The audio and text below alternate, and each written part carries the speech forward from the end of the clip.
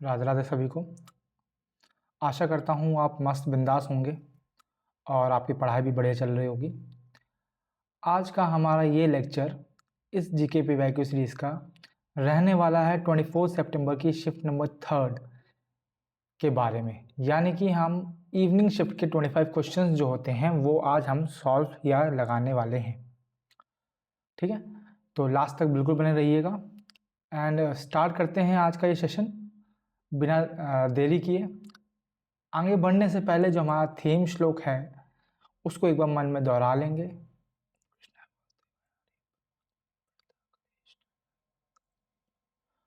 और इसी श्लोक की पॉजिटिव एनर्जी के साथ जो है आज का हम लेक्चर स्टार्ट करेंगे। चलेंगे अपने पहले क्वेश्चन की तरफ जो कि रहने वाला है ये। Gangubai Hangal belong to dash gharana, Gwalior घराना, किराना, बनारस घराना या आगरा घराना। ये मैंने फोटो लगा रखी है, ये है हमारी गंगूबाई हंगल। ठीक है, ये किस घराने से बिलोंग करती हैं ये आपका क्वेश्चन है। तो आपको पता होना चाहिए इनके बारे में already as it is question बन चुका है और हमने देखा था कि ये बिलोंग करती हैं किराना घराना से। ठीक है, अगर हम बात जो ग्वालियर घराना है वो ओल्डेस्ट घराना, ये आपको पता है। अगर हम बात करें किराना घराना की तो इसके फाउंडर जो माने जाते हैं, 2 पर्सन के नाम आपको याद रखने हैं। पहले अब्दुल करीम खान, अब्दुल करीम खान, और दूसरे अब्दुल वाहिद खान, अब्दुल खान। ये दोनों जो हैं किराना घराने के फाउंडर माने जाते हैं। और बात करें और अदर कंपोनेंट की जो किराना घराने से बिलोंग करते हैं तो उनमें हो जाएंगे पंडित भीमसेन जोशी, गंगूबाई हंगल तो हो ही गई हैं, सवाई गंधर्व, प्रभा आत्रे,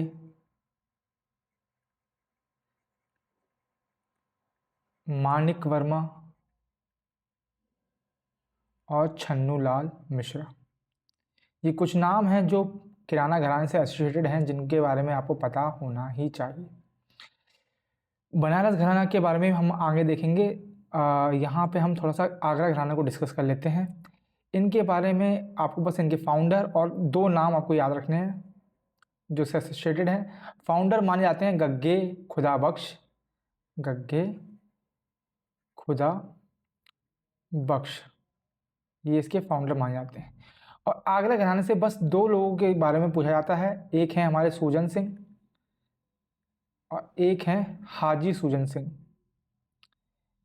ठीक है, इन दोनों के अलावा आपको कोई दूसरा नाम याद करने की ज़रूरत नहीं है रिलेटेड टू आगरा घराना। अब अगर बात करें हम ग्वालियर घराने की, हम ऑलरेडी देख चुके हैं, मैं एक बार फिर भी बता देता हूँ। सबसे ओल्डेस्ट है पहली चीज़, और इसके फाउंडर जो हैं कुल 4 लोगों को, 4 या 5 लोगों को माना जाता है। आपको याद करना है, हस्सू खान, हस्सू खान, हद्दू खान, नत्थू खान और हमारे नाथन पीर बख्श।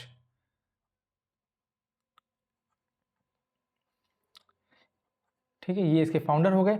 वहीं कंपोनेंट की अगर बात करें तो कौन कौन लोग इसमें हैं, उनका नाम आता है जैसे राजा भैया पूंछ वाले,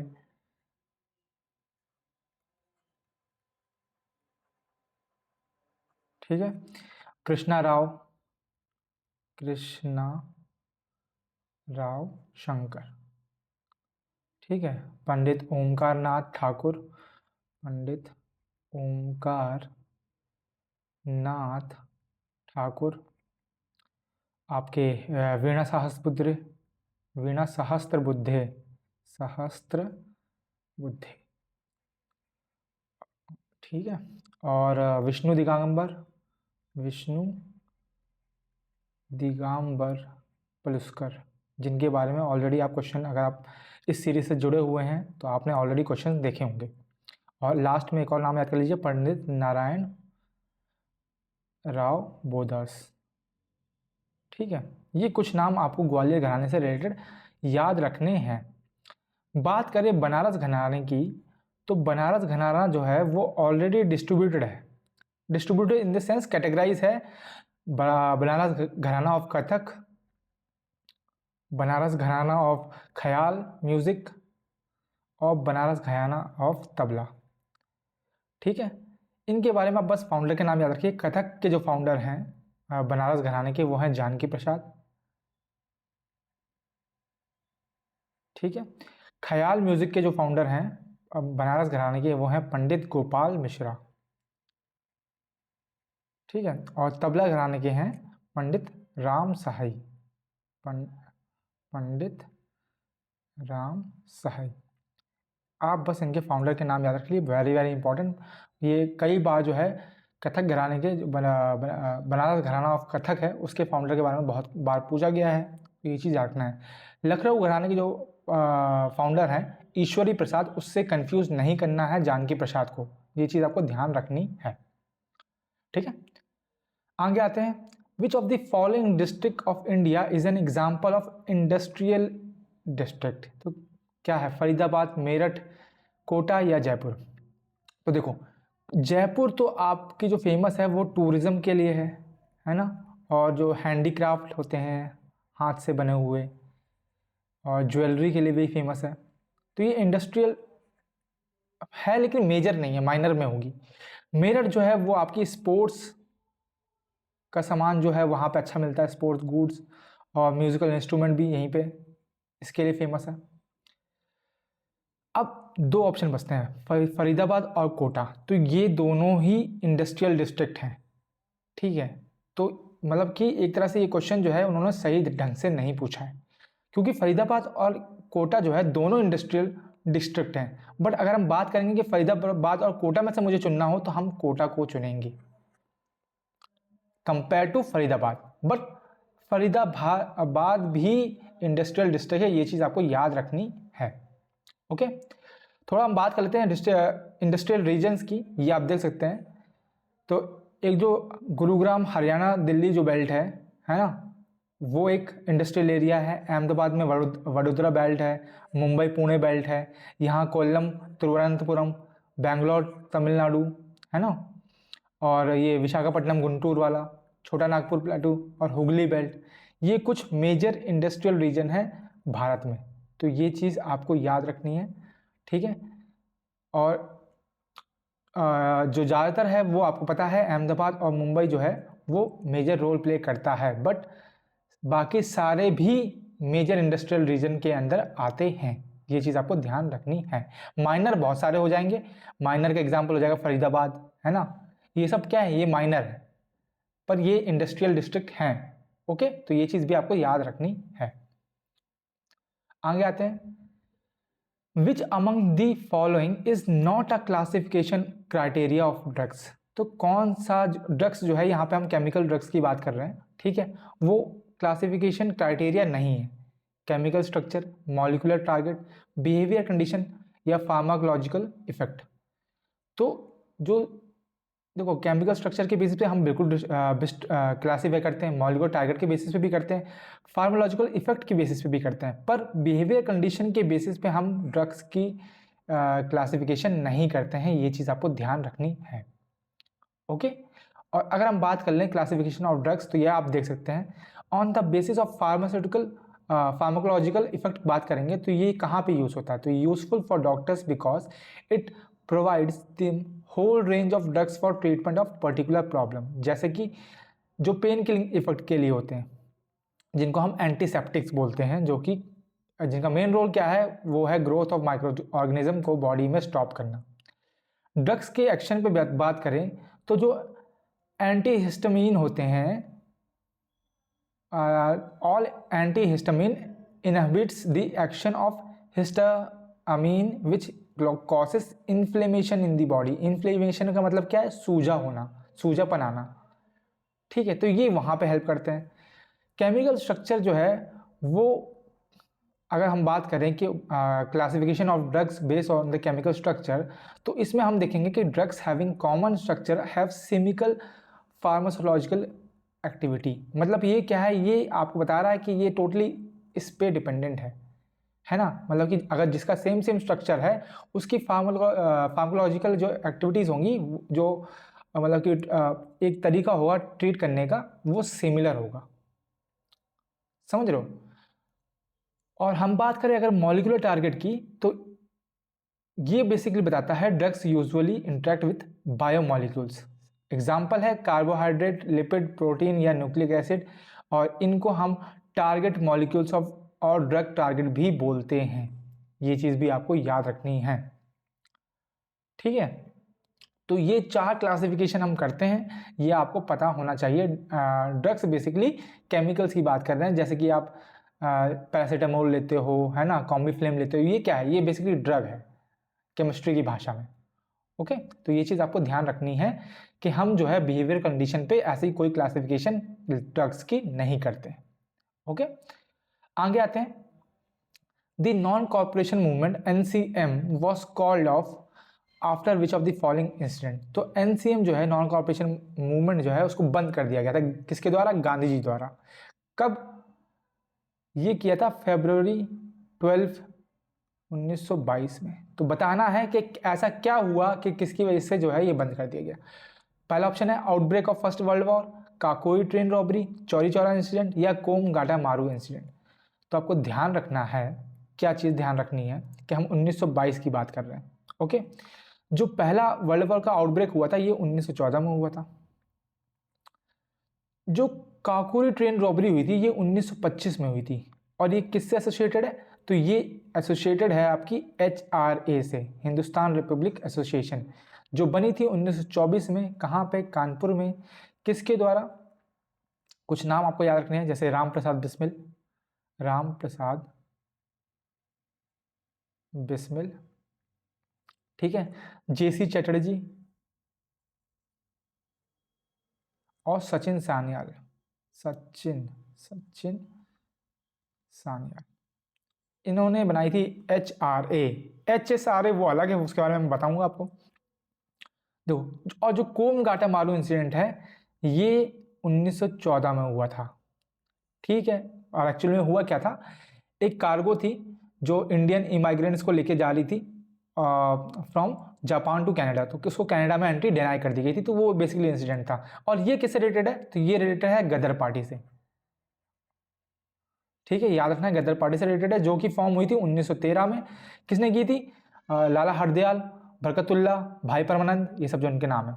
तो ऑप्शन आपका सही हो जाएगा, वो हो जाएगा चौरी चौरा इंसिडेंट, जो 1922 में हुआ था, जिसमें एक्चुअली में चौरा चौरी नाम का जो गोरखपुर में गांव है, वहां पे एक पुलिस थाने में आग लगा दी गई थी, जिसमें 22 पुलिस वालों की, पुलिसकर्मियों की जलकर मौत हो गई थी। तो इसकी वजह से जो है गांधी जी ने बोला, क्योंकि हम नॉन कॉर्पोरेशन मूवमेंट क्यों कर रहे हैं, ताकि मतलब कि हम नॉन वायलेंस के साथ है ना, हमें वायलेंस नहीं चाहिए। लेकिन ये इंसिडेंट के बाद जो है गांधी जी ने नॉन कॉर्पोरेशन मूवमेंट को बंद कर दिया गया था, ये चीज़ रखना है। और अगर बात करें सचिन सान्याल की, तो सचिन सान्याल के बारे में आपको ये पता होना चाहिए कि इनकी एक रचना है, कंपोजिशन, जिसको हम बोलते हैं बंधी जीवन, बुक है बंधी जीवन। इसके बारे में भी क्वेश्चन पूछा गया है, तो ये चीज़ आपको याद रखनी है, ठीक है।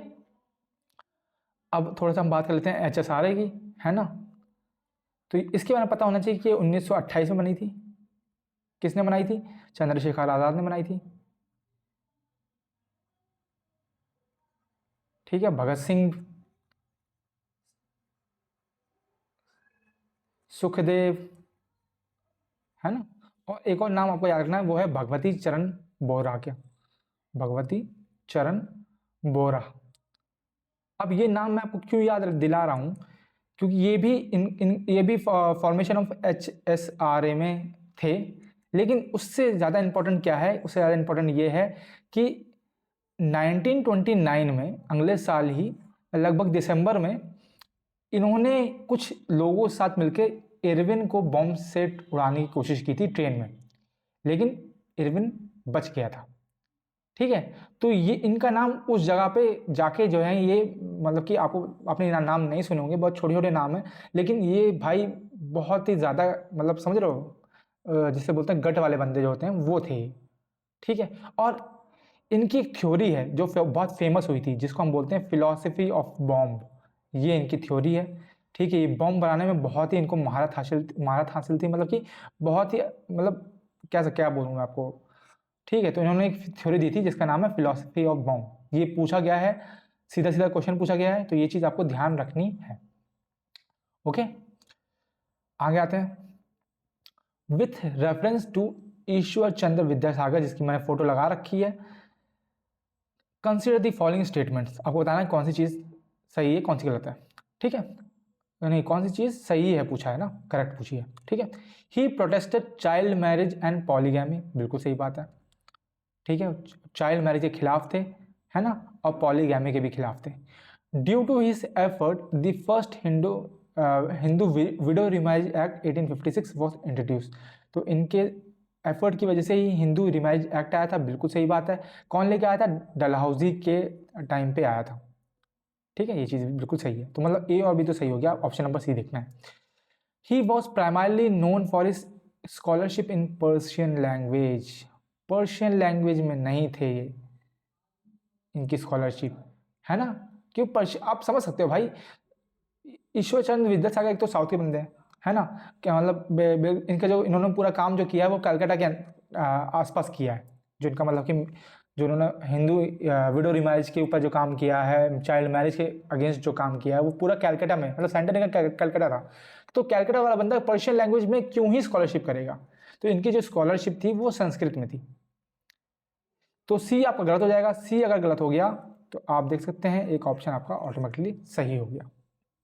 दूसरी चीज़ जो बहुत कम लोगों को पता है वो ये चीज़ है कि एक और बंदा था जिसने हिंदू रिमैरिज एक्ट के में बहुत बड़ा जो है योगदान दिया था विडो रिमैरिज में। देखो, हम विद्यासागर की बात करते हैं, लेकिन इन्होंने नॉर्मली जो काम है वो कैलकाटा में रीजन में किया था। लेकिन हम बात करें अगर मद्रास की, तो वहाँ पे भी एक बंदा था जो बहुत ही मेहनत शिद्दत से लगा हुआ था against this child marriage and working on Hindu remarriage act.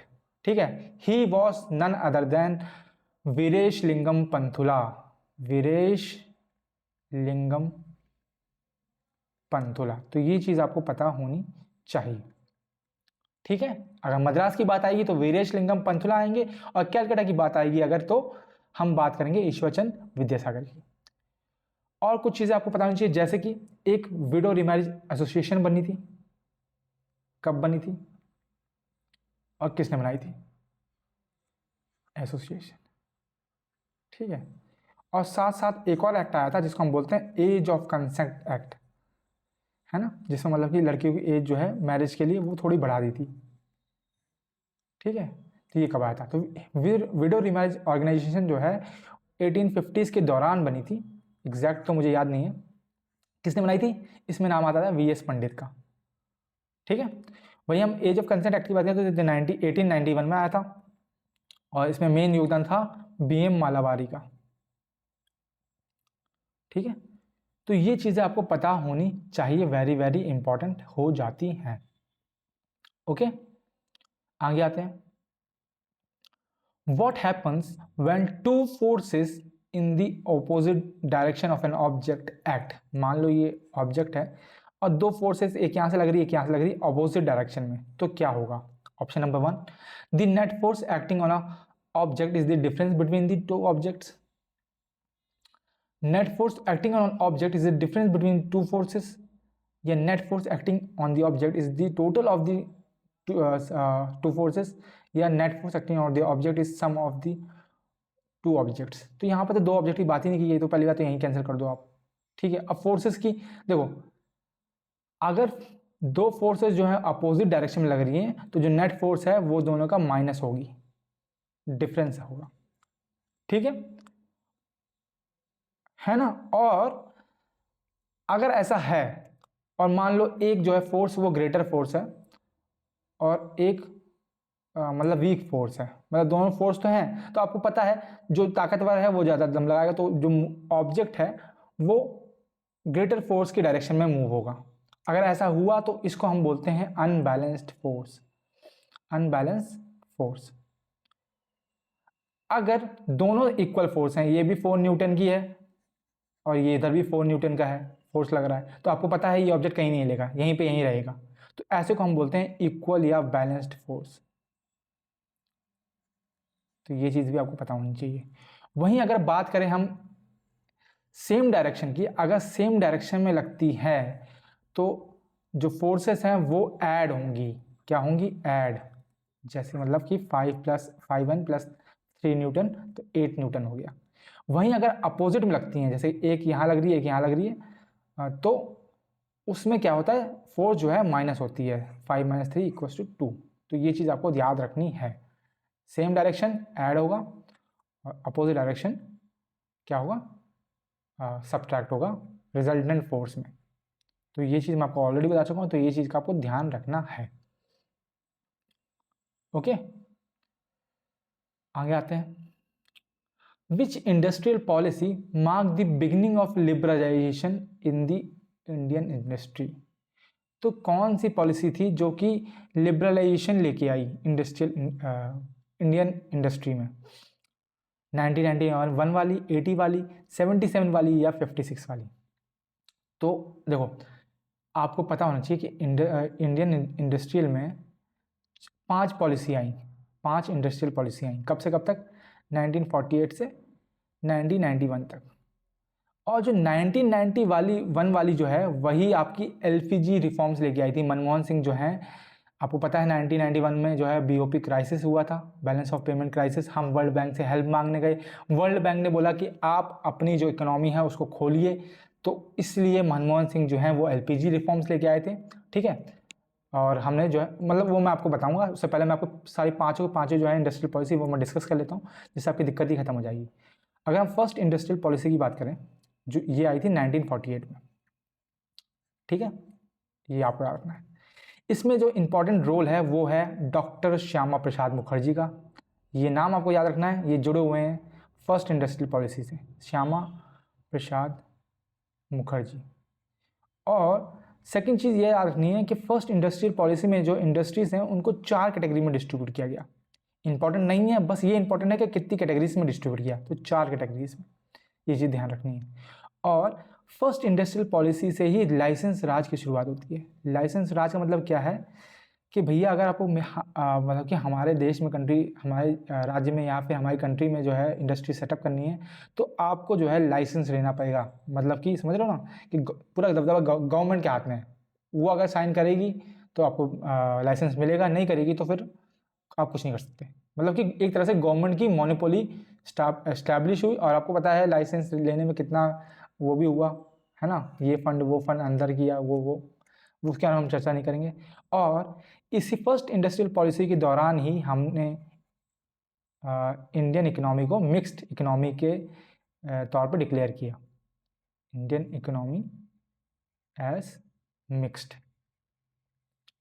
ये चीज़ आपको ध्यान रखनी है। ओके, आते हैं सेकंड पे। सेकंड इंडस्ट्रियल पॉलिसी जो है वो आई थी 1956 में। और उस टाइम पे भारत में जो है सेकंड 5 ईयर प्लान चल रहा था, ये हम ऑलरेडी देख चुके हैं। ठीक है, लेकिन ये वेरी वेरी इंपॉर्टेंट है। क्यों?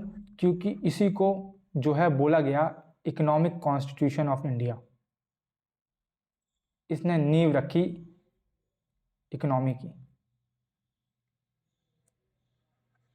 ठीक है, ये चीज़ आपको ध्यान रखनी है। और ऐसा क्यों बोला गया? क्योंकि यहाँ से जो है डाइवर्सिफिकेशन ऑफ इंडस्ट्री स्टार्ट होता है। हमने इंडस्ट्रीज़ को 3 कैटेगरी में बांटा, 3 शेड्यूल में बांटा, अगर मैं सही बताऊँ तो, टू बी एग्जैक्ट बताऊँ तो 3 शेड्यूल्स में हमने बांटा। उनको बोला शेड्यूल ए, शेड्यूल बी और शेड्यूल सी। शेड्यूल ए में वो इंडस्ट्रीज आएंगी जो पब्लिक सेक्टर, जो कि जिनमें गवर्नमेंट का जो है पूरा दबदबा रहेगा 100 to 100%। सेकेंड है मिक्स्ड, जिसमें गवर्नमेंट हेल्प लेगी प्राइवेट की, पर जो मेजॉरिटी है वो गवर्नमेंट के हाथ में रहेगी। सी कैटेगरी में हमने डाला प्राइवेट वालों को। इसमें आती हैं ए वाले में आती हैं 17 इंडस्ट्रीज़, बी वाले में आती हैं 12 इंडस्ट्रीज़ और जो बच गई वो आती हैं सी में। तो ये चीज़ आपको ध्यान रखनी है। सेकंड वाली वेरी वेरी इंपॉर्टेंट है, इसके ऊपर भी बहुत से क्वेश्चन बनते हैं। बात करते हैं थर्ड इंडस्ट्रियल पॉलिसी की, तो ये आई थी 1977 में। और इसमें कुछ ज़्यादा खास काम हुआ नहीं। इसमें 2 चीज़ याद रखनी है कि जो 1956 वाली पॉलिसी थी उसको एक्सटेंड किया गया और इसमें मेन फोकस आपका था डिसेंट्रलाइजेशन पे। डिसेंट्रलाइजेशन का मतलब क्या है कि स्मॉल स्केल जो इंडस्ट्रीज हैं उनको प्रमोट करने की बात की गई। प्रमोट स्मॉल स्केल इंडस्ट्रीज, ये चीज़ आपको ध्यान रखनी है। ओके, आते हैं फोर्थ की। फोर्थ वाली आई थी 1980s में, 1980 में। और इसके बारे में आपको बस दो चीज़ पता होनी चाहिए कि इसमें जो है दो एक्ट आए थे। एक को बोलते हैं MRTP एक्ट, जिसको बोलते हैं मोनोपोली रेस्ट्रिक्टिव ट्रेड प्रैक्टिस। ठीक है, मोनोपोली हम दे रहे थे पर रेस्ट्रिक्टिव वे में, सॉरी ट्रेड हम दे रहे थे पर रेस्ट्रिक्टिव वे में। और तीसरी थी सेकंड एक्ट था फैरा एक्ट, जिसको हम बोलते हैं फॉरेन एक्सचेंज रेगुलेशन एक्ट। ये दो एक्ट आए थे फोर्थ इंडस्ट्री पॉलिसी के दौरान, और हमने यहाँ पे लिबरलाइजेशन किया पर वो सेलेक्टिव था, हर चीज़ पे नहीं था, सेलेक्टिव था, तो कंप्लीटली हम नहीं बोल सकते। सेकंड चीज़ जो फोर्थ इंडस्ट्री पॉलिसी में ये हुई वो ये हुई पॉजिटिव चीज़ कि इसमें जो है टेक्नोलॉजी का अपग्रेडेशन किया गया, ये अच्छी चीज़ हुई। ठीक है, उसके बाद आता है 1991, जहाँ पे BOP क्राइसिस होता है और वहाँ पे हमें फिफ्थ इंडस्ट्री पॉलिसी लानी पड़ती है। और उस समय पे जो जिनका मेन रोल था मनमोहन सिंह जी, वो लेके आए थे LPG liberalisation, privatisation, globalisation reforms. ठीक है, और इसी के साथ जो है लाइसेंस राज जो है वो यहाँ पे ख़त्म हो जाता है, गवर्नमेंट की जो मोनोपोली है वो ख़त्म हो जाती है। ठीक है, हम बाहर से फॉरेन इन्वेस्टमेंट बहुत सारा आता है, हमारे यहाँ के लोग जो है इंडस्ट्रियल बड़े बड़े जो इंडस्ट्रियलिस्ट हैं उनको बाहर का सपोर्ट वगैरह सब कुछ मिलता है, बहुत कुछ चीज़ें होती हैं। तो और अभी तक जो है वो फिफ्थ ही चल रही है, तो मतलब अभी तक टोटल हैं वो 5 ही हैं, ये चीज़ आपको याद रखनी है, जिसमें से सेकेंड और fifth is very very important, ये चीज़ आपको ध्यान रखनी है। Second and fifth is very very important. Okay, आगे आते हैं। The first Indian women to hold the under 20 world wrestling championship, तो पहली वुमेन कौन थी और किस कैटेगरी में बनी थी आप मुझे बता दीजिएगा। ठीक है, और ये जो world under 20 world wrestling championship है ये कहाँ पे हुआ था, इसका जो फाइनल है वो कहाँ पे हुआ था, ये चीज़ आप मुझे बताएंगे। ठीक है, तो ये है हमारी अंतिम पंगल, ये आपको नाम याद रखना है। कौन सी कैटेगरी थी, तो ये थी 53 कैटेगरी की केजी कैटेगरी की हम बात कर रहे हैं। ठीक है, जिनमें उन्होंने जो है चैंपियनशिप जीती थी। ठीक है, और फाइनल कहाँ पे हुआ था, तो ये हुआ था बल्गेरिया में, सोफिया करके जगह है। ठीक है, वहाँ पे ये चीज़ आपको ध्यान रखनी है। जिमनास्ट हैं ये चीज़ आपको पता होनी चाहिए। ये उनकी फ़ोटो लगी हुई है अंतिम पंगल की, ये आप देख सकते हैं, लिख लीजिए अगर आपको अंतिम पंगल। ठीक है, आगे आते हैं। The name of the strait between Pacific and Arctic ocean separating the Chukchi peninsula of the Russian far east from the Seward peninsula of Alaska. अब देखो स्ट्रेट क्या होता है, स्टेट जैसे स्टेट होता है ना, जैसे भारत और श्रीलंका के बीच में पाक स्टेट है ना। स्टेट क्या होता है, स्टेट एक्चुअली में वो बॉडी होती है जो दो मेजर जो वाटर बॉडीज हैं उनको जोड़ती है और दो लैंड मासेस को अलग करती है। जैसे अगर हम बात करें डेविस स्ट्रेट की हम बात करें, तो ये आपके ग्रीनलैंड और कनाडा को अलग करती है, मतलब बताती है ये बाउंड्री है कि ये ग्रीनलैंड है, इधर कनाडा है। लेकिन वो साथ साथ जो है आर्कटिक और अटलांटिक ओशन को एक साथ जोड़ती है। तो ऐसी चीज ऐसे क्या बोलते हैं उसको, स्ट्रेट बोलते हैं। ठीक है, कहने का मतलब ये मतलब है। ठीक है, मैंने एक बता दिया। अब इसका आंसर क्या है, इसका आंसर हम देखेंगे साथ साथ आप ये देख लीजिए। जो फ्लोरिडा स्टेट है उसके बारे में अगर बात करें तो ये फ्लोरिडा और क्यूबा को अलग करता है, फ्लोरिडा एंड क्यूबा को अलग करता है। साथ साथ ये जो दो वाटर बॉडीज को जोड़ता है वो है gulf of Mexico and Atlantic ocean, Atlantic ocean को लिंक करता है। ठीक है, वहीं हम बात करें बेरिंग स्टेट की, तो बेरिंग स्टेट ही इसका आंसर हो जाएगा, जो पैसिफिक और आर्कटिक ओशन को जोड़ता है लेकिन रशिया और अलास्का को जो है अलग करता है। ठीक है। अगर हम मेसिना स्ट्रेट की बात करें तो ये पैसिफिक और आर्कटिक को जोड़ता है, पैसिफिक एंड आर्कटिक को जोड़ता है, आर्कटिक को जोड़ता है। और इटली के दो सिटीज़ हैं, एक है सिलिका सिटी, उसको इटली के मेन लैंड से ये अलग करता है, मेसिना स्ट्रेट, ये आपको याद रखने हैं। ओके, कुछ और हम देख लेते हैं। ठीक है, बाबल मानदेव जो है वो अरेबिया और अफ्रीका को अलग करता है। ठीक है, और रेड सी और अरेबियन सी को जोड़ता है। बेरिंग स्ट्रेट हम अभी देख चुके हैं, अलास्का एंड एशिया को अलग करेगा, है ना। और आर्कटिक और बेरिंग सी को जोड़ेगा, या आर्कटिक या एंड पैसिफिक ओशियन को जोड़ेगा। ठीक है, बॉस्फोरस स्ट्रेट जो है वो टर्की में है, उसकी कुछ पार्ट्स को अलग करता है। डोवर इंग्लैंड एंड यूरोप को अलग करता है। फ्लोरिडा एंड किसको हमने बताया, मैंने किसको बताया था, क्यूबा को अलग करता है, या फिर बाहामास आइलैंड को अलग करता है। गिब्राल्टार जो है स्पेन और अफ्रीका को अलग करता है। मलक्का इंडिया एंड इंडोनेशिया के बीच में है, और यहाँ पे हमने अभी कोई प्रोजेक्ट किया है, उसका नाम मुझे बताएंगे। पाक है इंडिया और श्रीलंका के बीच में, ये चीज़ आपको बताना चाहिए।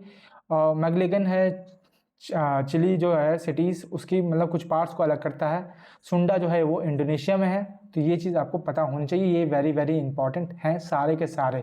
और इनके लगभग इन सभी के बारे में जो है पेपर्स में क्वेश्चन पूछा जा चुका है, इसलिए ये मैंने लगाए हैं यहाँ पे, तो ये चीज़ आपको ध्यान रखनी है। ओके, ठीक है, आगे आते हैं। Which committee identified the existence of legal provisions of implementation of some of the fundamental duties?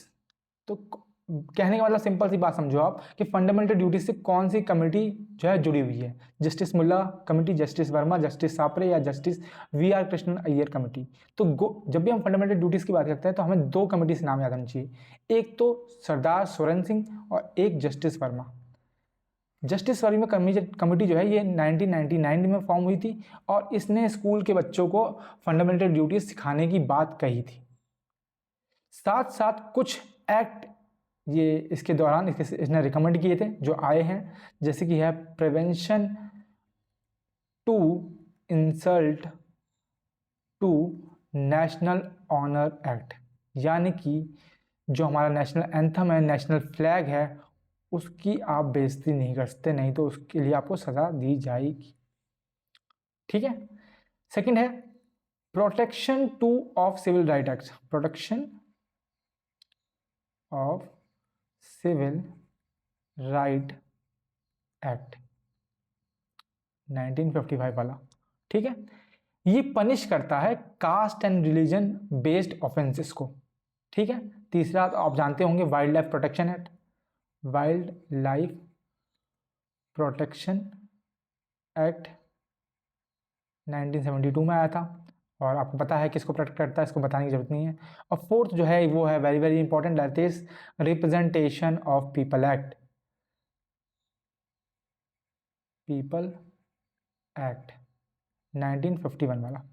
ये क्या करता है, ये भैया है मतलब कि हेल्प क्या करता है, मतलब ये इसका काम बेसिकली ये है, ये बताता है कि पार्लियामेंट के जो मेंबर हैं वो डिस्क्वालीफाई हो सकते हैं अगर उन्होंने सर्टेन ऑफेंस किए। तो ये सब क्या है, ये सब जस्टिस वर्मी कमेटी के अंडर आते हैं, या फिर इन्होंने रिकमेंड किए थे, ये चीज़ आपको पता होनी चाहिए जो ऑलरेडी हैं इस समय।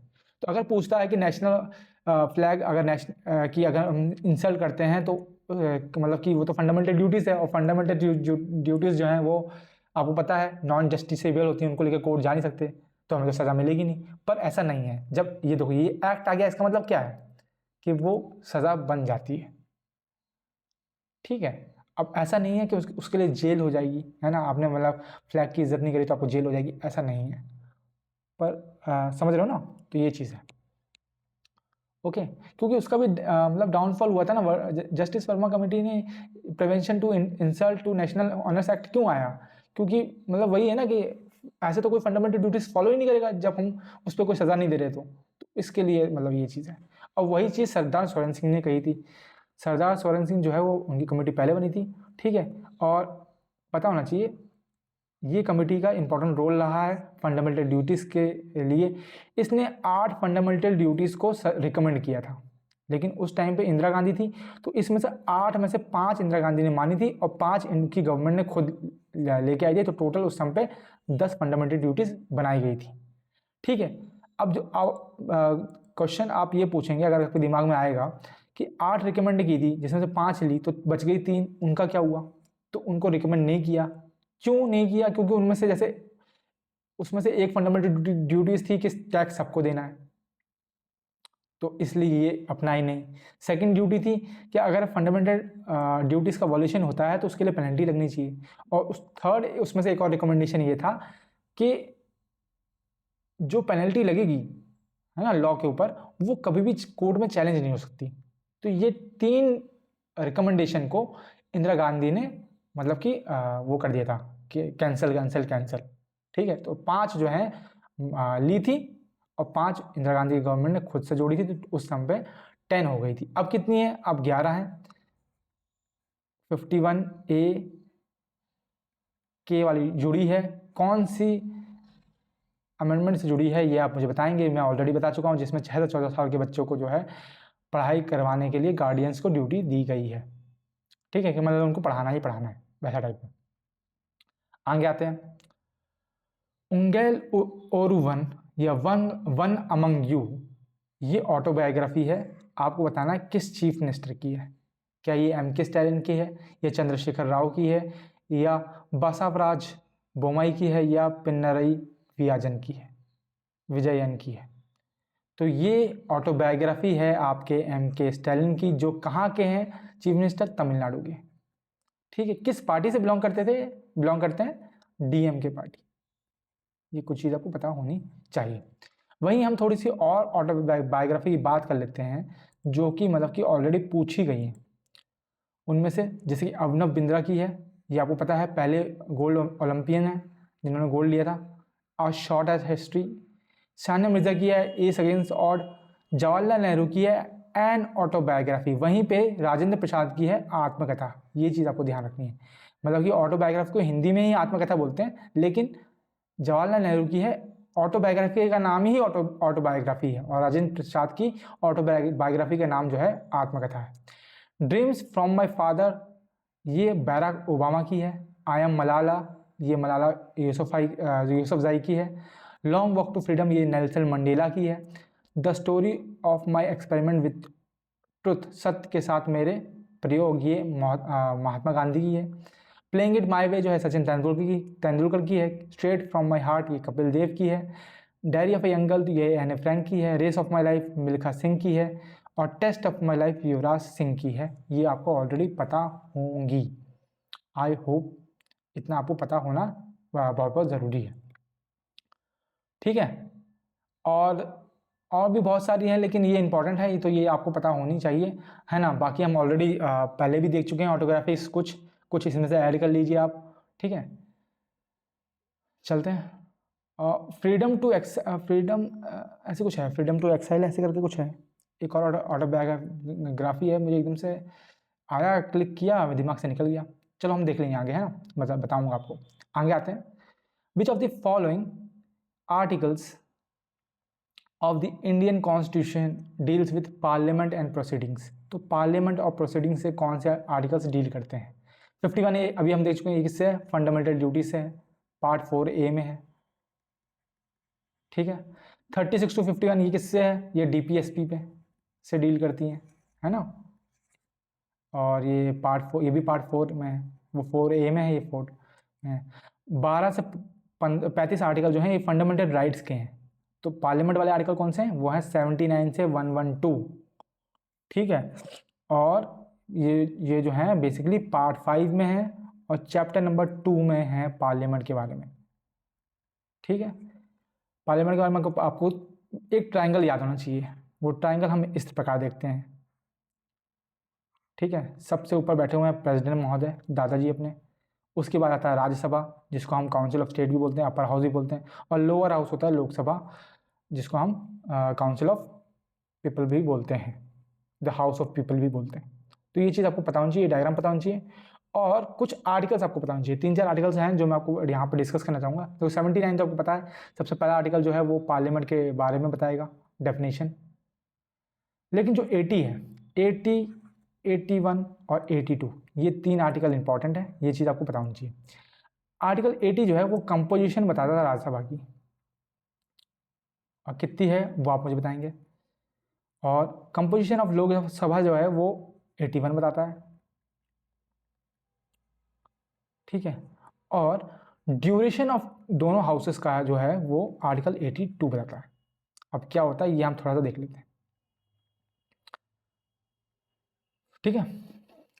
कंपोजिशन ऑफ राज्यसभा की अगर हम बात करें तो मैक्सिमम 250 सीट हो सकती हैं, और ये 250 सीट में से 338 जो हैं वो इलेक्टेड होके आएंगी फ्रॉम स्टेट्स एंड यूटीज, और जो बच गई 12 हैं वो नॉमिनेट करेगा सेंट्रल में प्रेसिडेंट और स्टेट में governor in the field of लिसैस, है ना, लिटरेचर, साइंस, ये जो हमने आर्ट्स ये सब देखा है, सोशल साइंस, ठीक है। इसमें से एक कोऑपरेटिव सोसाइटी और जुड़ गया है, वो भी आपको ध्यान रखना है।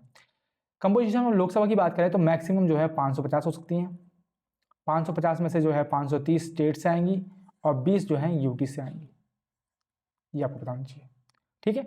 ड्यूरेशन ऑफ हाउसेस की बात करें, राज्यसभा और लोकसभा की अगर बात करें तो लोकसभा का जो कार्यकाल होता है वो 5 साल का होता है। वहीं हम राज्यसभा की बात करें तो ये परमानेंट हाउस होता है, इसका कोई कार्यकाल नहीं होता, ठीक है। परंतु परंतु इसके जो मेंबर होते हैं उनका कार्यकाल होता है, उनका कार्यकाल 6 होता है, और अगर टू बी एग्जैक्ट बताऊं मैं तो 1/3 मेंबर जो हैं वो रिटायर हो जाते हैं आफ्टर 2 ईयर्स। तो इस तरह से आप समझ लो 2 साल 2 साल 2 साल 6 साल में जो है इनके मेंबर का कार्यकाल होता है, लेकिन ये क्या बोलते हैं, इस हाउस का कोई कार्यकाल नहीं है। तो मतलब क्या है, ये परमानेंट हाउस होता है, ये चीज़ आपको ध्यान रखनी है, ओके। तो ये 3 आर्टिकल हैं जो आपको पता होने ही चाहिए, ठीक है। कुछ भी हो जाए, कुछ बाकी सब चीज़ें याद हो या ना हो पार्लियामेंट के बारे में, ये 3 आर्टिकल आपको याद होने ही चाहिए, ठीक है। आगे आते हैं। What was India's annual exponential growth rate as per 2011 census? 2011 census में एनुअल ग्रोथ रेट कितना था इंडिया का, ये आपसे पूछा गया है, ठीक है। और एक सवाल और जोड़ दो इसमें कि डेकेडल कितना था, डेकेडल भी कितना था ये भी आप मुझे बताएंगे, ठीक है। 2011 के सेंसस के बारे में आपको कुछ चीज़ें पता होनी चाहिए, जैसे कि इसमें जो रजिस्ट्रार जनरल थे इस टाइम पे वो थे सीएम चंद्रमौली साहब, ठीक है, चंद्रमौली। और इसका जो थीम था वो था आवर सेंसस आवर फ्यूचर, या आर सेंसस आर फ्यूचर, ठीक है, ये इसका थीम था। उसके बाद ये पता होना चाहिए कि ये 2 फेजेस में कंडक्ट कराया गया था, ठीक है। पहला फेज था आपका हाउस लिस्टिंग फेज, और दूसरा फेज था population enumeration phase, population enumeration phase. उसके बाद 2011 सेंसस के अकॉर्डिंग जो हैं भारत में कितनी डिस्ट्रिक्ट हैं और कितनी स्टेट और यूटीज़ हैं ये आपको पता होना चाहिए। तो डिस्ट्रिक्ट जो हैं वो 640 हैं टोटल, और स्टेट और यूटी मिला के बोलें तो 35 होंगी, ये चीज़ आपको पता होनी चाहिए। साथ साथ 2011 वाला जो था वो ओवरऑल 15th था, लेकिन इंडिपेंडेंस के बाद वो 7th था, तो 7th आफ्टर इंडिपेंडेंस। हम सेंसस की बात कर रहे हैं 2011 वाले की। इतनी सारी चीज़ें आपको पता होनी चाहिए रिलेटेड टू 2011 सेंसस। अब बात कर लेते हैं डेकेडल ग्रोथ रेट की। तो इंडिया का डेकेडल ग्रोथ रेट 2011 के अकॉर्डिंग जो था 17.64 था। वहीं एनुअल की बात करें तो एनुअल था 1.64, यानी कि option number B will be the correct answer, ठीक है। इतनी चीज़। सेकंड चीज़, 2011 के अकॉर्डिंग हमारी पॉपुलेशन कितनी थी। पहले तो हम सेकंड नंबर पे थे वर्ल्ड में, चाइना नंबर 1 पे था, अब हम फर्स्ट पे आ गए हैं, ये जाहिर सी बात है। लेकिन अभी जो है सेंसस कैलकुलेशन चल रही है, देखते हैं पता चल जाएगा। लेकिन अभी तो हम ऑलरेडी 1 पे हैं, ये तो सबको पता है। तो 2011 के अकॉर्डिंग जो है हमारी भारत की पॉपुलेशन थी 1210.02 मिलियन, ठीक है, जिसमें से मेल कितने थे और फीमेल कितने थे, ठीक है। और आपको पता है कि जो हमारी पॉपुलेशन थी ये 17.5% ऑफ द वर्ल्ड है, मतलब लगभग हम 20% 1/5 जो है हम भारत में कवर करते हैं। ठीक है, अगर हम मेल की बात करें तो मेल की पॉपुलेशन थी 623.7 मिलियन, और वहीं फीमेल की बात करें तो ये थी 585.5 मिलियन। ये चीज़ आपको पता होनी चाहिए। साथ साथ सेंसस के बारे में जैसे हम बात करें तो हमें पता होना चाहिए कि ये हर 10 साल में होता है, लेकिन वैसे ही कुछ और सेंसस हैं, जैसे कि पॉवर्टी सेंसस एक है और एक है एग्रीकल्चर सेंसस। एग्रीकल्चर सेंसस, क्या आपको पता है कि ये दोनों जो टाइप के सेंसस हैं ये एवरी 5 ईयर्स में कैलकुलेट किए जाते हैं। ठीक है, तो ये चीज़ भी आपको पता होनी चाहिए। और जो हम पॉपुलेशन सेंसस की बात करें तो वो एवरी 10 ईयर जो है कैलकुलेट किया जाता है। और जो 1921 था, एक और इन्फॉर्मेशन मैं आपको बताता हूँ कि 1921 जो था उसको ईयर ऑफ डिवाइड बोलते हैं। ठीक है, ये चीज़ ओके। चलते हैं आगे। The Kuchipudi dance belong to which of the following state. Kuchipudi आपको पता है भारत का क्लासिकल डांस है, आपको बताना है किस स्टेट से वो बिलोंग करता है, तमिलनाडु, आंध्रा, मध्य प्रदेश या फिर मणिपुर। तो कुचिपुड़ी जो है वो आपका आंध्र प्रदेश का क्लासिकल डांस है। ठीक है, इसकी और ये वैष्णवाइट फॉर्म है, ये चीज़ आपको बताना चाहिए। और इसका जिक्र एक कंपोजिशन में है जिसे हम बोलते हैं भाम कल्पम। कल्पम जो लिखी थी किसने? सिद्धेंद्र योगी ने। अब ये सिद्धेंद्र योगी कौन है? सिद्धेंद्र योगी। ठीक है, सिद्धेंद्र योगी को आदि गुरु माना जाता है कुचिपुड़ी का, ये चीज आपको पता होनी चाहिए, आदि गुरु। और इनके द्वारा जो कंपोजिशन लिखी है भामकल्पम, इसमें कुचिपुड़ी डांस का जिक्र है। तो अगर आदि गुरु ये हैं तो कुचिपुड़ी के गुरु कौन है? तो गुरु का नाम है, गुरु ऑफ कुचिपुड़ी हम बोलते हैं वेम्पाती चिन्ना सत्यम को। और इनकी एक एकेडमी है चिन्ना सत्यम कुचिपुड़ी डांस एकेडमी, जो कहाँ पे है? तो ये चेन्नई में है। ठीक है, सी से चिन्ना, सी से चेन्नई, ये याद रखना है। और इसके कुचिपुड़ी से रिलेटेड और भी डांस फॉर्म है जैसे कि तरंगम।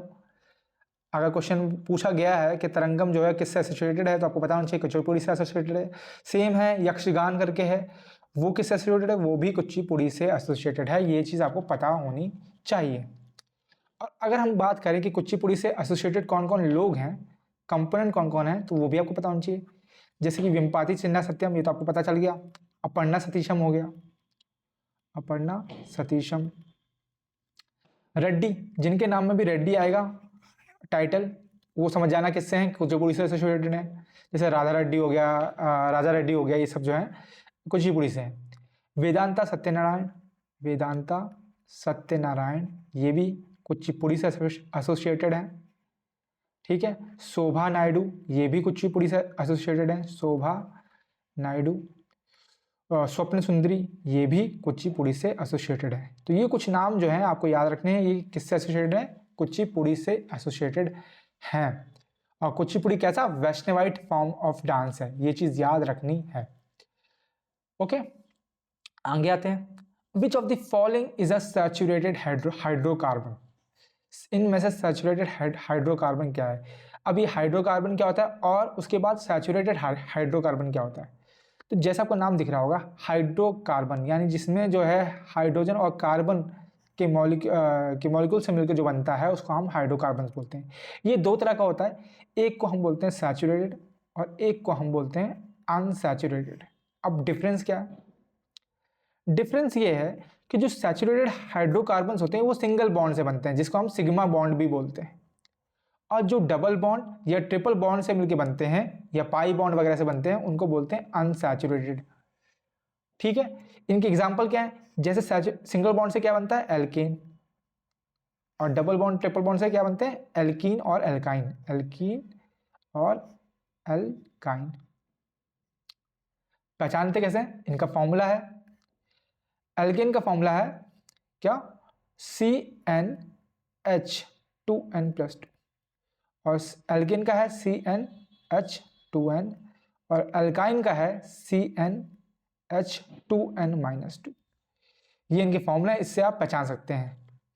तो जैसे कि आप पहला ऑप्शन देखिए, n की वैल्यू 3 है, अगर यहाँ पर डालेंगे हम सैचुरेटेड में अल्केन आता है, यहाँ पर डालेंगे C की जगह 3 डालेंगे, n की जगह 3 डालेंगे, तो ये हो जाएगा 3 × 2 6 + 2 यानी कि C3H8। मतलब कि बिल्कुल सही है, ऑप्शन नंबर 1 ही आपका सैचुरेटेड हाइड्रोकार्बन हो जाएगा। ठीक है, एक चीज़ और पता होनी चाहिए कि जो सैचुरेटेड हाइड्रोकार्बन्स होते हैं ये क्लियर ब्लू फ्लेम जो है दिखाते हैं, शो करते हैं। वहीं जो अनसैचुरेटेड होते हैं ये येलो सूती फ्लेम दिखाते हैं। तो ये भी आप ये समझ के भी आप पहचान सकते हैं कि भाई कौन सा अनसैचुरेटेड है कि सैचुरेटेड है। ठीक है, फॉर एग्जाम्पल जैसे ब्यूटेन हो गया।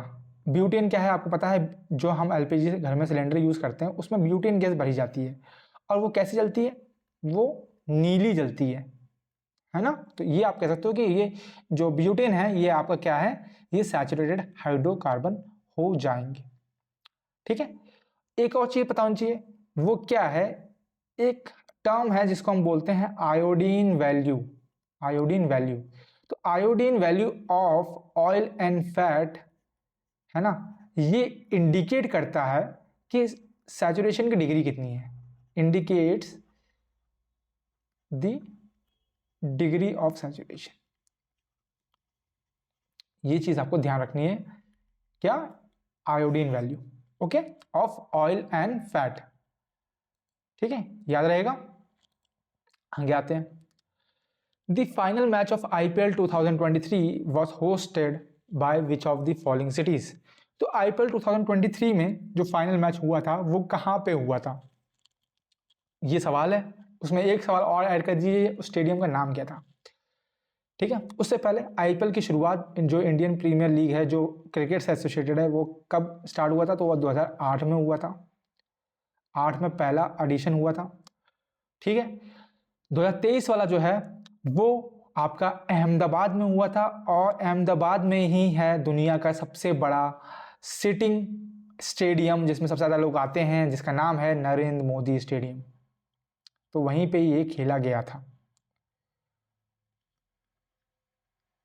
याद रहेगा। उसके अलावा जीता किसने था 2023 वाला जो है वो जीता था किसने, चेन्नई सुपर किंग्स ने, चेन्नई सुपर किंग CSK ने। 2024 वाला जो है वो किसने जीता है, वो KKR ने जीता है, कोलकाता नाइट राइडर्स। 2025 वाला जो है वो RCB ने जीता है, रॉयल चैलेंजर बैंगलोर ने। ठीक है, और एक चीज़ याद और रखनी है कि 2025 वाला भी है, वो भी आपका नरेंद्र मोदी स्टेडियम में ही खेला गया था। और जो 2024 वाला जो था फाइनल, ये खेला गया था MA चिदम्बरम स्टेडियम में, जो कि कहाँ पे है, चेन्नई में, याद रहेगा। और अगर हम IPL की बात करें, सबसे सक्सेसफुल टीम कौन सी है ये आप मुझे बताएंगे। और ये आप देख सकते हैं 2008 में सबसे पहली बार खेला गया था, और सबसे पहला जो है वो जीता था राजस्थान रॉयल्स ने। 2024 वाला भी मैंने बताया आपको, कोलकाता नाइट राइडर्स ने जीता है। 23 वाला जो है चेन्नई सुपर किंग ने जीता था, और 2025 वाला यहाँ पर मेंशन नहीं है, वो किसने जीता है, RCB ने, याद रहेगा। और मैक्सिमम नंबर ऑफ टाइम्स जो है वो 2 टीम ने जीता है, एक है चेन्नई सुपर किंग, एक है मुंबई इंडियंस। इन दोनों ने 5 टाइटल्स जीते हैं, ये आपको दिख रहा होगा यहाँ पे, ये मुंबई इंडियंस है ना, तो ये आपको दिख रहा होगा, ये 5 बार जीती है। सेम चीज़ चेन्नई भी 5 बार जीती है, 1 2 3 4 5। ओके, तो ये चीज़ आपको ध्यान रखनी है। चलते हैं आगे। Which of the following Rajiv Gandhi national Sadbhavana award was conferred on Ustad Amjad Ali Khan. Ustad Amjad Ali Khan को राजीव गांधी नेशनल सद्भावना अवार्ड कौन सा वाला मिला था, 20th 19th वाला, या 21st वाला, या 18th वाला, कौन सा मिला था। उससे पहले उस्ताद अमजद अली खान की मैंने फोटो लगा रखी, कौन सा इंस्ट्रूमेंट बजाते हैं ये आपको बताना चाहिए।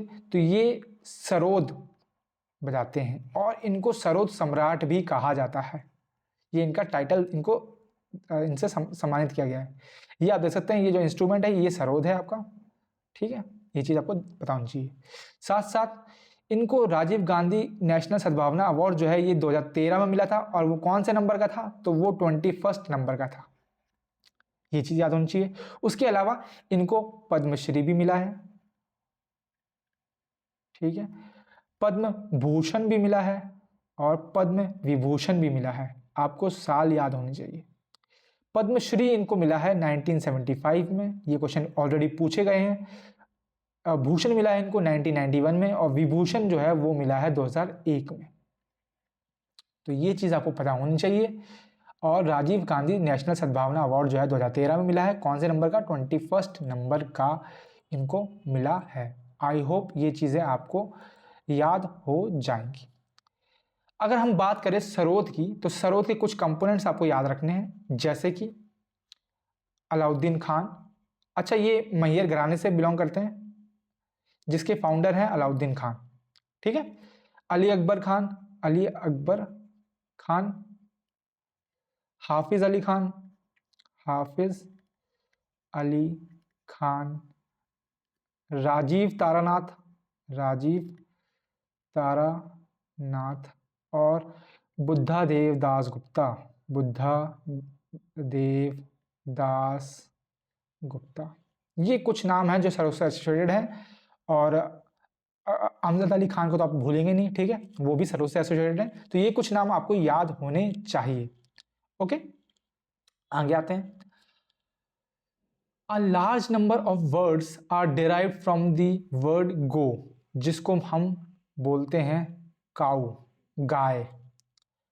आपको बताना है a wealthy person was known as dash in Vedic times। एक wealthy person, उसको क्या बोलते थे वैदिक टाइम्स में। अब वैदिक टाइम की बात कर रहे हैं, तो वैदिक एज की बात कर रहे हैं, तो आपको पता होना चाहिए कि ये दो पार्ट में डिवाइडेड है, एक है अर्ली वैदिक और एक है लेटर वैदिक। और जो हम इस क्वेश्चन में बात कर रहे हैं वो हम अर्ली वैदिक की बात कर रहे हैं, जिसका मतलब है 1500 से 1000 BC के बीच का टाइम पीरियड। और लेटर वाला जो है वो 1000 से 600 के बीच का है टाइम पीरियड। इस टाइम पे जो कम्युनिटी होती थी वो पेस्टोरल होती थी। पेस्टोरल का मतलब चरवाहे, जो हर्डर्स होते थे वो होती थी। और जो लेटर वैदिक थे वहाँ पे एग्रीकल्चर जो है था, मतलब कि प्रोमिनेंट था, तो एग्रीकल्चरल सोसाइटी होती थी। अर्ली वैदिक में ही जो हमारे वेद हैं, ऋग्वेद वगैरह, इनका क्या बोलते हैं, इनको बनाया गया है। ये चीज़ आपको पता होनी चाहिए। साथ साथ अर्ली वैदिक में ना गाय को जो है अघन्य माना गया था। अघन्य, याद रखना, अघन्य अगर पूछा जाएगा कि अघन्य किसको बोला जाता था, तो काऊ को बोला जाता था। और ऐसा इंसान जिसके पास बहुत सारी गाय होती थी उसको वेल्दी पर्सन माना जाता था इन वैदिक पीरियड। और ऐसे लोगों को हम बोलते थे गौमत। क्या बोलते थे? गौमत। गोत्र क्या है? गोत्र जो था उसका मतलब है क्लैन या लीनियज सिस्टम, है ना। आप इस गोत्र से बिलोंग करते हैं, मतलब आप इस क्लैन के हैं, लिच्छवी क्लैन, ये सब जो है ना, उसका। अब जो है गवेषणा जो है, इसका मतलब क्या है? इसका मतलब है सर्च एंड एक्सप्लोरेशन। उसको हम बोलते थे, उस व्यक्ति को हम बोलते थे गवेषणा, ठीक है। एक और शब्द है, वो है गविष्ठी। गविष्ठी, ठीक है। इसका क्या मतलब है? एक बैटल होती थी फॉर काउस, उसको बोलते थे गविष्ठी। बैटल फॉर काउस बोला जाता था गविष्ठी को। ये चीज़ याद रखनी है। और थोड़ी सी हम यहाँ पे अर्ली वैदिक के बारे में मैं आपको थोड़ी सी और चीज़ें बता देता हूँ, है ना, क्योंकि अभी टाइम मिला है तो फिर मैं थोड़ा सा बता देता हूँ। क्या चीज़ बता देता हूँ कि ये जो है चतुर्वर्ण सिस्टम था, यानी कि जो सोसाइटी थी वो 4 वर्णों में डिवाइडेड थी, on the basis of profession, not by birth, ठीक है। तो क्या क्या था? एक को बोलते थे हम ब्राह्मण, क्षत्रिय वर्ण, है ना, वैश्य वर्ण और शूद्र वर्ण। और आपको याद है एक मंडल शूद्र वर्ण, आपको मंडल याद होनी चाहिए, जिसमें जो है पुरुष सूक्ता की बात की गई है कि मतलब कि जितने वर्ण हैं वैदिक काल में वो ब्रह्मा के हर पार्ट से निकले गए हैं। तो ये मैंने ऑलरेडी डिस्कस कर रखा है, तो मैं इसके बारे में बताऊंगा नहीं। और क्या मैंने अर्ली वैदिक के टाइम में जो है चाइल्ड मैरिज अलाउड नहीं थी, ये चीज़ आपको पता होनी चाहिए, ठीक है। वो लेटर वैदिक के टाइम पे आई है, ठीक है, ये हम देखेंगे। और हमें ऑखरे कलर की पॉटरी देखने को मिलती है अर्ली वैदिक टाइम पीरियड में। ऑखरे मतलब गेरुआ कलर की पॉटरी हमें देखने को मिलती है अर्ली वैदिक टाइम पीरियड में। और एक चीज़ याद होनी चाहिए कि अर्ली वैदिक टाइम पीरियड में ना जो सोसाइटी थी, है ना, उसमें कुछ जो है मतलब कि डिस्कशन वगैरह होती थी, कुछ कम्युनिटीज़ वगैरह बैठती थी, है ना, उसकी जो पॉलिटी थी वो, उसमें हमें एक तो सभा देखने को मिलती है, एक समिति देखने को मिलती है और एक विदट देखने को मिलता है। ये अर्ली वैदिक की बात कर रहा हूँ। जो वैदिक लेटर वैदिक है उसमें विदट जो है खत्म हो जाता है। विदट क्या है? जहां पे रिलीजियस पीपल की गैदरिंग होती थी और डिस्कशन होती थी। समिति क्या है? जो जहां पे हम कॉमन पीपल को देखेंगे कि कॉमन पीपल डिस्कशन कर सकते हैं। और याद रखना यहाँ पे वुमेन भी अलाउड थी, लेकिन हम लेटर वैदिक पीरियड में देखेंगे कि वुमेन की पावर जो है वो कम कर दी गई थी, वुमेन को अलाउड नहीं किया गया था बहुत सी जगह पे। सभा में क्या मतलब है? यहाँ पे फ्यू जो है प्रिविलेज लोग थे, वो उनके लिए जो डिस्कशन वगैरह होती थी उसको हम बोलते हैं प्रिविलेज, ठीक है, तो उसको बोलते हैं सभा। और एक चीज और, अर्ली वैदिक टाइम में जो विडो रिमैरिज होती थी ना, उसको एक टर्म देके बोला जाता था। उस टर्म का नाम याद रखेंगे, उसको बोलते हैं नियोगी। तो विडो मैरिज को वहां पे अर्ली वैदिक में नियोगी करके बोला गया है। तो ये चीज आपको पता होनी चाहिए related to early Vedic time period. Okay, आगे आते हैं। In which state of India is Chandraprabha wildlife sanctuary located? Chandraprabha wildlife sanctuary कहाँ पे लोकेटेड है? बिहार में, गुजरात में, उत्तर प्रदेश में, मध्य प्रदेश में। तो ये है आपकी उत्तर प्रदेश में। और याद रखना है कि ये कब बनाई गई थी? तो 1957 के दौरान इसको फाउंड किया गया था, स्टैब्लिश किया गया था। ठीक है, और कुछ हम वाइल्ड लाइफ सेंचुरी देख लेते हैं जो कि बहुत इंपॉर्टेंट हो जाती हैं एग्जाम, एसएससी और रेलवे वगैरह के पॉइंट ऑफ व्यू से। तो ये कुछ नाम है काजीरंगा, जिसको हम वन हॉर्न राइनो के लिए जो फेमस है, वो कहाँ पे है? आसाम में। आसाम में एक और है जिसको हम बोलते हैं मानस वाइल्ड लाइफ सेंचुरी। गुजरात में आपको याद रखना है गिर नेशनल पार्क है और गिर वाइल्ड लाइफ सेंचुरी है। सुंदरबन जो है वो वेस्ट बंगाल में है। पेरियार केरला में है। पेरियार एक नदी भी है, वो भी केरला में बहती है। कान्हा और बांधवगढ़ ये जो है ये एमपी में है, ये आपको याद रखना है। रणथंभौर जो है वो राजस्थान में है। भरतपुर और तालचापर और सरिस्का, ये चारों की चारों जो हैं ये राजस्थान में है। वहीं हम बात करें चिलिका और नंदनकनन की, तो ये उड़ीसा में है। और नंदनकनन जो है वो जू है, वो वाइल्ड लाइफ सेंचुरी नहीं है। ये चीज़ आपको ध्यान रखनी है। कॉर्बेट नेशनल पार्क जो है वो पहला नेशनल पार्क था भारत इंडिया का। ठीक है, वो कहाँ पे है? उत्तराखंड में देखने को मिलता है आपको। बांदीपुर जो है बांधवगढ़ जो है वो मध्य प्रदेश में है, लेकिन बांदीपुर जो है वो कर्नाटका में है। ये चीज़ आपको याद रखनी है। परम्बी कुलम जो है वो केरला में है। मधुमलाई तमिलनाडु में। गोविंद वाइल्ड लाइफ सेंचुरी जो है वो उत्तराखंड में है। और जो हमने देखा था अभी उत्तराखंड में एक और देखी थी, कौन सी? कॉर्बेट नेशनल पार्क, वो भी कहाँ पे है? उत्तराखंड में। इंडियन वाइल्ड लाइफ सेंचुरी जो है वो गुजरात में है। और आरलम जो है वो केरला की वाइल्ड लाइफ सेंचुरी है। ये आपको ध्यान में रखना है। ओके, ये सारी की सारी इंपॉर्टेंट है मतलब कि for the exam point of view, क्योंकि ये बार बार पूछी जा चुकी हैं। ठीक है, ठीक है, आई होप आपको इतना चीज़ समझ में आई होगी और आपको ये चीज़ याद होगी, है ना। और ये मैंने बताया आपको कि कुछ कुछ जो है वो फेमस है, जैसे काजीरंगा जो है वन हॉर्न राइनो के लिए सीधे सीधे क्वेश्चन पूछ लिया गया था। तो ये चीज़ भी आपको पता होनी चाहिए। आगे आते हैं। Which of the following is a correct statement? National income is GNP at FC. FC मतलब कि क्या होता है ना, और national income NDP at MP. MP मतलब market price. National income is GDP at MP और national income is NNP at FC. ठीक है, तो आपको पता होना चाहिए कि नेशनल इनकम क्या है। नेशनल इनकम होती है एनएनपी एट एफसी। अब ये जीडीपी, एनएनपी, एनडीपी ये सब क्या होता है, ये हम ऑलरेडी डिस्कस कर चुके हैं जब हमने नेशनल इनकम डिस्कस किया था। बट आपको जो याद रखना है वो ये याद रखना है, मैं आपको कुछ चीज़ बताता हूँ। जैसे कि मतलब कि जब हम जीडीपी, ग्रॉस डोमेस्टिक प्रोडक्ट को हम ग्रॉस नेशनल प्रोडक्ट में कन्वर्ट करते हैं और ग्रॉस डोमेस्टिक प्रोडक्ट को हम नेशनल डोमेस्टिक प्रोडक्ट में कन्वर्ट करते हैं। तो कैसे करते हैं, तो याद रखना, जब हम डोमेस्टिक से नेशनल की ओर जाते हैं तो यहाँ पे हम ऐड करते हैं NFIA, national factor income from abroad. और जब हम ग्रॉस से नेशनल में जाते हैं, नेट में जाते हैं, सॉरी, ग्रॉस से नेट में जाते हैं, तब हम डेप्रिसिएशन घटाते हैं। ठीक है, ये फॉर्मूलेस हैं, ये आपको याद करने का तरीका मैं बता रहा हूँ आपको।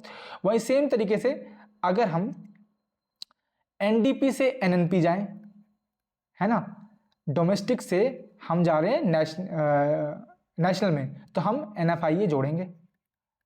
ठीक है, लेकिन हम ग्रॉस से नेट पे आ रहे हैं तो हम डेप्रिसिएशन घटाएंगे। तो ये चीज आपको पता होनी चाहिए। ठीक है, और एक चीज और पता होनी चाहिए कि भाई जो नेशनल इनकम होती है उसका फॉर्मूला क्या है, कैलकुलेट कैसे करते हैं। तो नेशनल इनकम को हम कैलकुलेट करते हैं जब हम NNP में से, नेट नेशनल प्रोडक्ट में से इनडायरेक्ट बिजनेस टैक्स जो होते हैं उसको घटाएंगे और उसके बाद हम उसमें से सब्सिडी जो मिलती हैं वो घटाएंगे। तो जब हम इन सबको घटा देंगे तो हमें मिल जाएगा नेशनल इनकम। ठीक है, और क्या आपको पता है कि पहली बार जो है नेशनल इनकम है वो किसने दिया था, कॉन्सेप्ट किसने दिया था। तो पहली बार जो है वो किसने कॉन्सेप्ट दिया था, दादा भाई नारोजी जी ने, दादा भाई नारोजी जी ने। पर अनऑफिशियली दिया था, ऑफिशियली किसने दिया था, ऑफिशियली दिया था PC महालनोबिस ने, महालनोबिस, जो सेकंड 5 ईयर प्लान के जिनको बेस्ड मॉडल बनाया गया था 1949 में। और एक नेशनल इनकम को कैलकुलेट करने की एक साइंटिफिक अप्रोच भी दी गई थी, वो किसने दी थी, तो वो दिए थे आपके VKRV राव ने, VKRV राव ने। ठीक है, कब, 1931 में। तो ये चीज़ आपको पता होनी चाहिए, वेरी वेरी इंपॉर्टेंट। ठीक है, बाकी हम ऑलरेडी सब कुछ देख चुके हैं, हम मॉनेटरी एग्रीगेट्स वगैरह सब कुछ देख चुके हैं, और ये NDP वगैरह GDP वगैरह हम अच्छे से डिस्कस कर चुके हैं। इस लेक्चर में मैं वो नहीं करने वाला। बस आपको याद रखना है कि जो है नेशनल इनकम होती है वो NNP एट फैक्टर कॉस्ट होती है। FC मतलब यहाँ पे जो है, FC का मतलब क्या है, वो फैक्टर कॉस्ट है। ठीक है, FC मतलब फैक्टर कॉस्ट, और MP मतलब मार्केट प्राइस। ओके, ये चीज़ आपको याद रखनी है।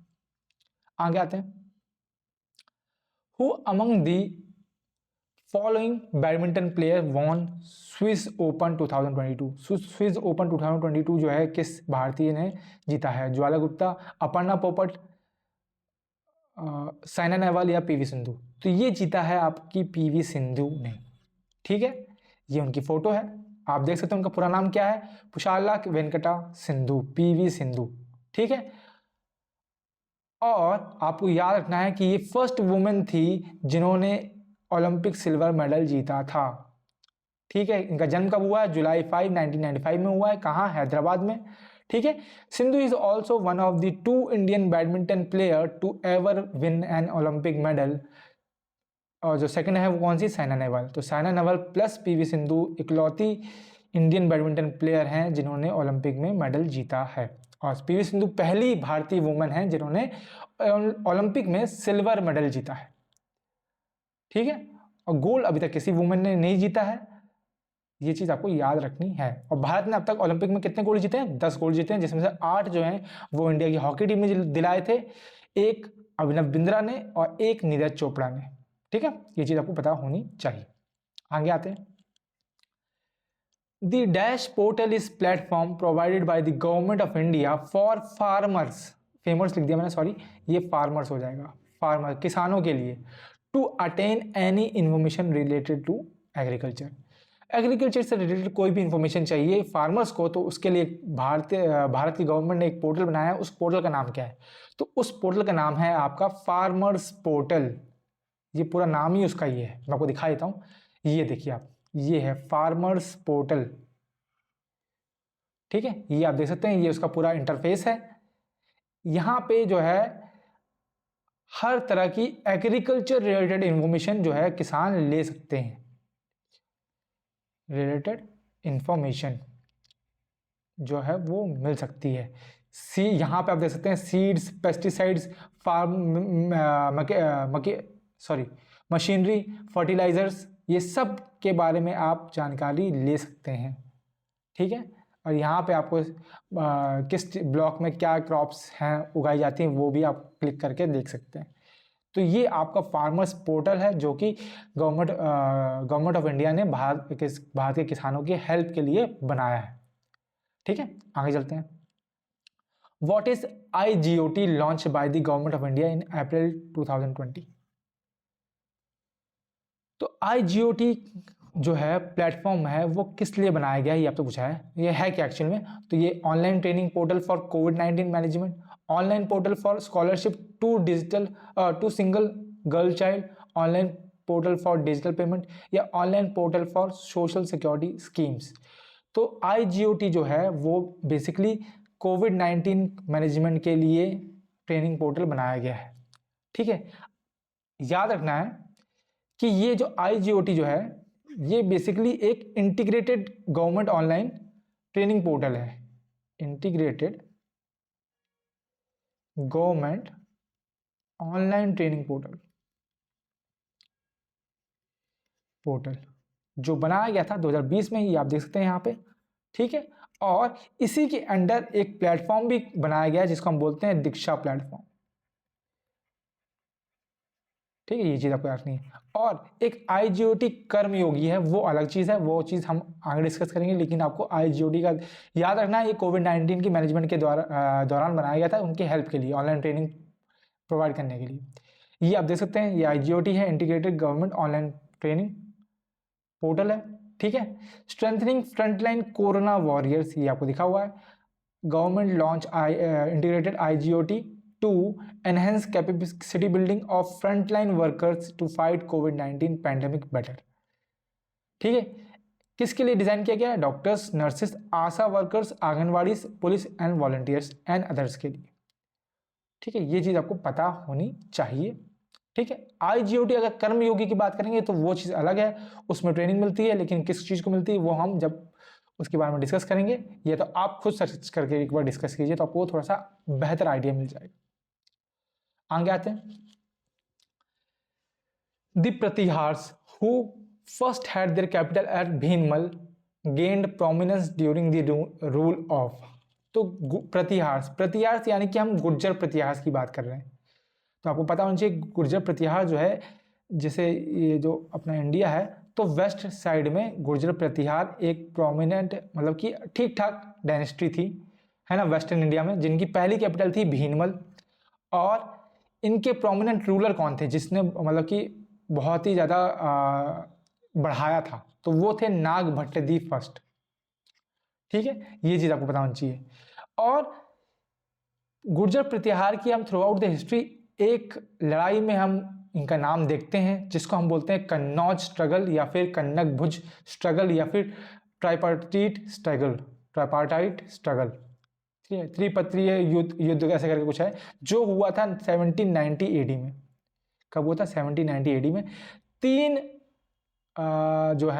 तीन डायनेस्टीज के बीच में हुआ था। एक तो हमारे गुर्जर प्रतिहार, ये यहाँ पे रूल कर रहे थे, आप देख सकते हैं। एक इनके बीच में, एक राष्ट्रकूट के बीच में जिनकी कैपिटल थी मानेखेत, है ना, इनकी उज्जैन थी, लेकिन पहली जो कैपिटल थी वो भीनमल थी गुर्जर प्रतिहार के। ठीक है, और यहीं पे रूल कर रहे थे पाल। ठीक है, पाल डायनेस्टी। तो इन्हीं तीनों के बीच में जो है कन्नौज को लेकर लड़ाई हुई थी। और ऐसा माना जाता है, ऐसा कहा जाता है कि गुर्जर प्रतिहार का जो पल्ला भारी था, वो मतलब कि जीते थे, पर मतलब कि वही है कि ज़्यादा टाइम तक रूल नहीं कर पाए थे। वो कुछ टाइम तक मतलब उन्होंने वहाँ पे कन्नौज पे रूल वगैरह किया था। ठीक है, तो ये चीज़ आपको ध्यान रखनी है। आते हैं आगे। In India teachers day is celebrated annually on September 5 to mark the birthday of. तो टीचर्स डे हम 5 सितंबर को मनाते हैं। आपको बताना है किसके जन्म दिवस पर मनाते हैं। APJ अब्दुल कलाम के लिए, सरदार वल्लभ भाई पटेल के बर्थडे, या सर्वपल्ली राधाकृष्ण या सुभाष चंद्र बोस। तो ये सब आंसर आपको पता होगा, बच्चों को पता होगा। तो टीचर्स डे है वो हम मनाते हैं सर्वपल्ली राधाकृष्ण के बर्थ डे के तौर पे। ठीक है, चिल्ड्रंस डे हम नेहरू जी के बर्थडे को मार्क करने के लिए मनाते हैं। एपीजे अब्दुल कलाम के लिए हम जो 15 अक्टूबर को है उस दिन हम सेलिब्रेट करते हैं वर्ल्ड स्टूडेंट डे। क्या? World student day. और याद रखना है सर्वपल्ली जो राधाकृष्ण थे ये सेकंड प्रेसिडेंट रह चुके हैं भारत के। ठीक है, वही हम थोड़ी सी चर्चा करें अगर सुभाष चंद्र बोस की, ठीक है, तो उनकी बहुत सी मतलब चर्चा तो उनकी बहुत बड़ी है, हम थोड़ी सी ही करेंगे। मैं कोशिश करूंगा कि आपको थोड़ी सी ही चर्चा करके बताऊं। ठीक है, पहली चीज जो सुभाष चंद्र बोस के बारे में मैक्सिमम लोगों को नहीं पता होगी कि ये मेयर थे कैलकाटा के। ठीक है, कब की बात कर रहा हूं मैं? 1930 की बात कर रहा हूं। सेकेंड चीज, ये गर्म दल के समर्थक थे। आपको पता है जो कांग्रेस है वो गर्म दल और नरम दल में विभाजित हो गई थी, तो ये गर्म दल में थे। ठीक है, उसके बाद गांधी जी थे, इन्होंने सुभाष चंद्र बोस को प्रिंस ऑफ पैट्रियट बोला था। प्रिंस ऑफ पैट्रियट बोला था, ये चीज़ आपको टाइटल दिया था, ये चीज़ आपको पता होनी चाहिए, जो मैक्सिमम लोगों को नहीं पता होगी। ठीक है, और इनकी बुक का नाम है द इंडियन स्ट्रगल। ठीक है, इसके बारे में क्वेश्चन पूछा गया है, इसी सीरीज में पूछा गया है अगर आप देखेंगे तो। और इन्होंने एक पत्रिका जारी की थी जिसका नाम था स्वराज। तो ये दो कंपोजिशन है, ये आपको पता होना चाहिए। ठीक है, उसके बाद थोड़ी सी हम अगर और बात करूं मैं, तो आपको ये तो पता ही होगा कि ये आज़ाद हिंद फौज जो है इनके अंडर पे आई थी, है ना, सेकंड टाइम पे। पहली बार तो मोहन सिंह जो थे उनके अंडर थी, और इन्होंने जो है ना रानी लक्ष्मीबाई के नाम पे एक रेजिमेंट बनाई थी, लक्ष्मीबाई रेजिमेंट। ये पता होना चाहिए वुमेन्स के लिए, ये चीज़ आपको पता होनी चाहिए। और क्या पता होना चाहिए कि इन्होंने 1938 का जो सेशन हुआ था हरिपुरा में, उसकी प्रेसिडेंसी करी थी। फिर अगले साल 1939 में भी ये जीत गए थे, लेकिन आपको पता है जो गांधी जी की तरफ से पट्टाभी सिद्धारमैया जो कैंडिडेट थे वो हार गए थे, तो गांधी जी को लगा कि इनकी हार यानी मेरी हार, तो मतलब विवाद वगैरह हुआ। तो उसके बाद जो है सुभाष चंद्र बोस ने जो है त्रिपुरी सेशन जो एमपी में है वहाँ से रिज़ाइन कर दिया था। और रिज़ाइन करने के बाद इन्होंने एक गठन किया एक संस्था का जिसको हम बोलते हैं ऑल इंडिया फॉरवर्ड ब्लॉक। ठीक है, ये चीज़ आपको बतानी चाहिए।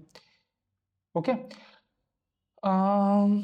और क्या बताऊं मैं आपको, इनके स्लोगन आपको पता होना चाहिए, जैसे कि जय हिंद इनका स्लोगन था, दिल्ली चलो ये भी इन्हीं का स्लोगन है, दिल्ली चलो, और तुम मुझे खून दो मैं तुम्हें आज़ादी दूंगा, ये तो आपको पता ही होगा, ये भी इन्हीं का स्लोगन है।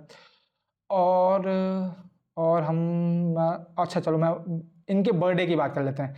इनका बर्थडे जो है जन्म जब हुआ था वो हुआ था 23 जनवरी 1897 को। और आपको पता है 23 जनवरी को क्या हम सेलिब्रेट करते हैं? हम सेलिब्रेट करते हैं पराक्रम दिवस। पराक्रम दिवस, ठीक है। और अगर मैं बात करूं थोड़ी सी और चर्चा करूं तो इन्होंने ही नेशनल प्लानिंग कमीशन का गठन किया था। प्लानिंग कमीशन कब बनी थी? 1938 में। और 1944 के दौरान इन्होंने ही आईएनए का जो फ्लैग है वो हॉइस्ट किया था। कहाँ पे? मणिपुर में। जगह का नाम क्या है? एट मोइरंग, मणिपुर। किसने किया था? सुभाष चंद्र बोस ने। तो ये सब चीज़ें पता होनी चाहिए, और भी मैं बता सकता हूँ लेकिन फिर वही है कि ज़्यादा हो जाएगा। हमें कुछ चीज़ें पता थी, कुछ चीज़ें मैंने आपको ऐड करके दे दी, तो ये चीज़ आपको पता होनी चाहिए, ठीक है। जैसे कि प्रिंस ऑफ पैट्रियट, इस पर क्वेश्चन बन चुका है तो आपको पता होना चाहिए। मेयर ऑफ कलकत्ता रह चुके हैं, इस पर भी क्वेश्चन बन चुका है, ये भी आपको पता होना चाहिए। 2 सेशन हरिपुरा का जो है इन्होंने लीड किया था, त्रिपुरी में इनको रिजाइन कर दिया था, ठीक है, ये पता होना चाहिए। इनकी बुक के नाम पता होना चाहिए, इंडियन स्ट्रगल, स्वराज।